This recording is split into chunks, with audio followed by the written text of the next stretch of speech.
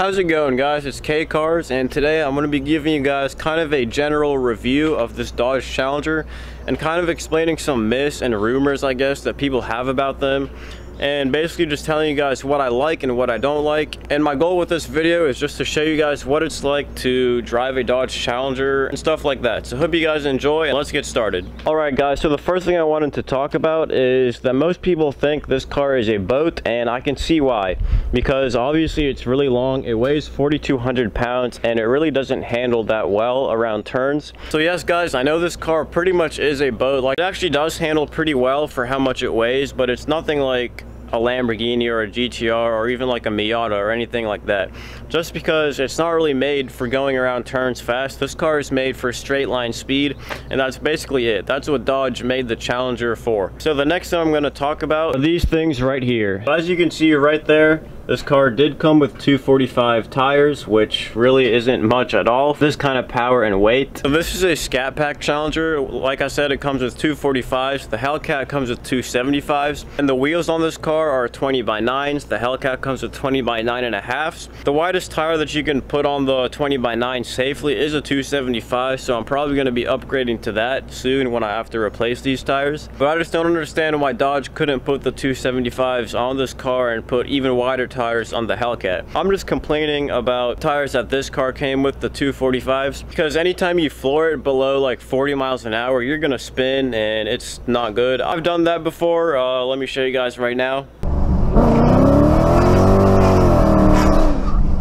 So as you saw, that was not good at all. I floored it in like third gear, and that's what happened. So, but anyways, that might be because this car is tuned. It gained about 48 horsepower from the mods that I've put into it, which are hooks, long tube headers, and callus mid pipes. I got it tuned from OST Dyno. It was a custom dyno tune. Before the mods and the tune, it made about 422 to the wheels, and now it's making 470 to the wheels. So I think that's a pretty impressive gain considering it was just headers and callus mid pipes. That brings me to my next point that I wanted to make in this video, and that's actually the amount of mods that you can do to a car like this to make it sound amazing, give it some more power, and just make it an all-around amazing car, except for handling turns, of course, because it's a boat. So the first mod that I actually did on this car was a mid muffler delete. That was about $100, and in my opinion, that's the best mod you can do to this car, and it's the cheapest way to get more sound. I'm going to include some sound clips of how the car sounded with just the mid muffler delete right now.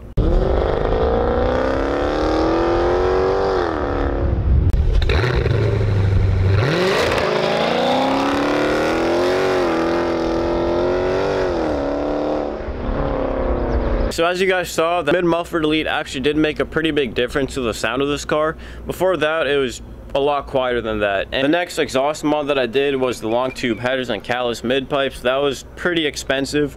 If you want to see a more in-depth review about that, I talk about all the prices that I paid for the parts, the installation, and the tune, and literally everything in depth. You can go ahead and check out my review of that. I'm going to link that in the description of this video. So I'm actually going to include some sound clips of how the car sounded just with the mid muffler delete and then with the headers, so you guys can get a good sound comparison of how that sounded.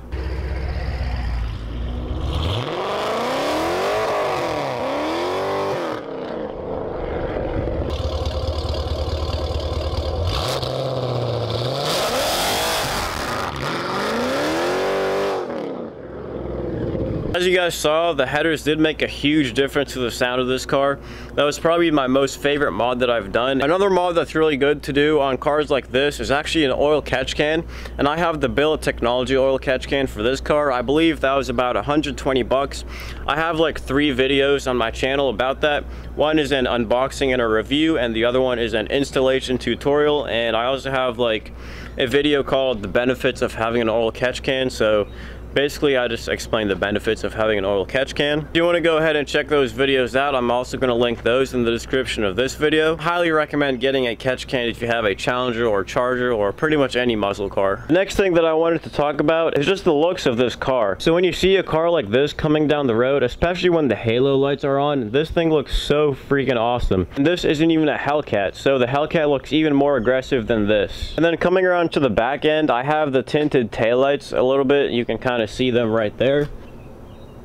They're basically just stickers that I got online. I can't remember where exactly, but they're pretty nice. They've been holding up pretty well. They haven't been peeling off at all, and I think it makes it match a lot better because Before they were just kind of like white reverse lights, which I didn't really like the look of that. Just wanted to have them be black so it would match the rest of the car better. I'm gonna go ahead and walk around to the side and show you guys that it looks even awesome from this angle. Even though it's huge, it's a huge boat, but it just looks awesome with those Brembo brake calipers sticking out like that. I like how they're black because it kind of matches the rest of the car, and I like the black rims too. The thing that I want to do sometime in the future is maybe get lowering springs. I think that would make it look amazing. The next thing that I want to talk about is actually the trunk space on this car.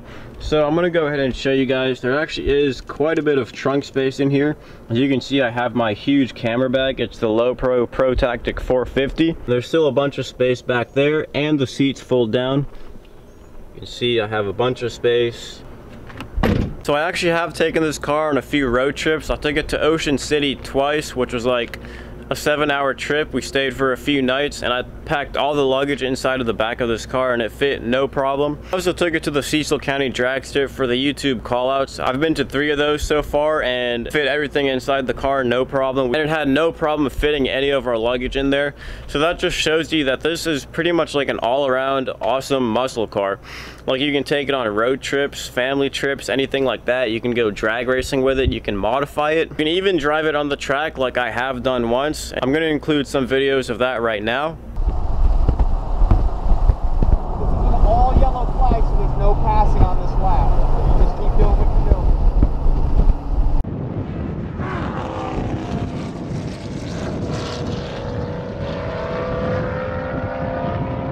As you guys saw, of course, I wasn't going that fast because this car is a boat. It's not made for a road course. It's made for the drag strip, like I've said 20 times. I also really like how the exhaust tips look. That one and that one, of course. Sometime in the future, though, I am planning to get a Corsa Extreme Catback. That's probably going to be my next mod for this car.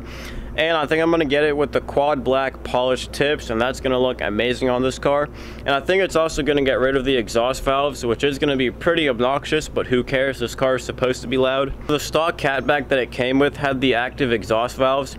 And if you don't know what that is, basically when you're just driving around the city normally, the exhaust valves are closed, so it's quieter. And when you get on the throttle more, they open up, so that makes it louder.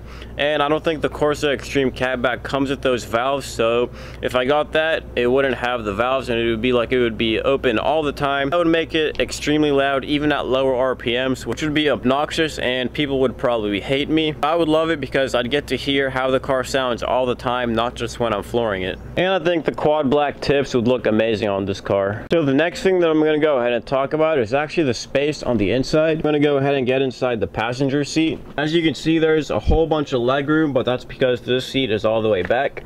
So let's go ahead and get inside. I'll show you guys how much leg room I actually have. So right now my legs are actually all the way pretty much extended, and the seat is all the way back, so that's the only reason I can do that. And I'm going to show you guys how much leg room there is in the back when the seat's all the way back. There you can see it's only a couple inches, so not really that much, but I never really take people in the back, so it's not really a problem for me. But if you're going to be having like a family inside of here, I'd probably recommend going with the Charger just because it has more space and it's a 4-door. And if you ever want to take somebody in the back, there's actually a little handle right here. You just pull that back, and then you can pretty much see there's no leg room right there. Now let's go ahead and get inside the driver's side. So guys, I love the way the steering wheel actually looks and how all the gauges look. I like how they have like the retro styling. Another thing that I really like is actually the pedals that it came with. So it didn't actually come with the aluminum pedals installed. You had to do that yourself, but it did come with them. I also like the whole screen and all the controls here are like facing towards the driver. So it's a driver oriented car. I really love that. You can see I still have the screen protector on there. Got to keep it clean. And something that I think people complain about is that the gear selector actually gets in the way of like the climate controls right here. But I think it's actually a good design, because if you want to adjust anything, you just rest your wrist on there and just do it like that. That's what I do all the time, and it's better than just like trying to do that or like going around it. Obviously right here you have a little space. I just leave my wallet in there, and you have your cup holders. You have a pretty good compartment up here, a USB port for a charger. Up here you have a space to keep your glasses. I never use that because I don't wear glasses because I look weird in them. You got your sun visors with a mirror that has a light, of course. Here you can see how much leg room there is the way I sit. So I don't sit all the way back. That seat is all the way back, and as you can see, there's a lot less leg room than on this side. But you could definitely fit a whole family of 4 in here. There's actually 5 seats, but the middle seat is pretty much non-existent and there's no legroom because of that thing. But once you fold the seat back, then there's really not that much legroom. There is quite a good bit, considering it's only a 2-door, but it's really not that comfortable to sit back there. Another thing that I wanted to talk about is the visibility. So out of the front windshield, it's actually pretty good. First, when I started driving this car, I thought the shaker would get in the way a lot just because I wasn't used to having something like that on the hood of the car. But after a while, you do get used to it and it's really not that big of a deal. Then the side mirrors are pretty good because you can see a lot out of them. That one, the only complaint I have are the blind spots in the back. As you can see, all you have is that little window right there. If you just turn around, you can't really see anything in your blind spot.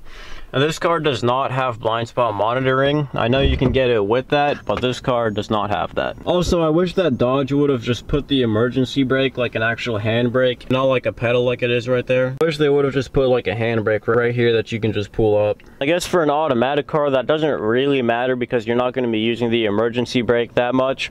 But for the manual cars, I feel like it would be annoying, at least for me, just to have to push that pedal down every time instead of just pulling up a handbrake like you would be used to in a manual car. But if it's just like a fun car, then I definitely recommend going with the Challenger just because, in my opinion, it looks a lot better. I actually do like taking this car on long road trips. It's actually pretty comfortable and it stays really planted on the highway, so I just feel safe driving it on the highway. Other than that, guys, I really don't have any other complaints about this car. There has never been anything wrong with this car, even though I did get it tuned and it has long tube headers. If you take care of your car, like just do regular oil changes and just regular maintenance like that, and if you don't go too crazy with the mods, this car is really going to last a long time, guys.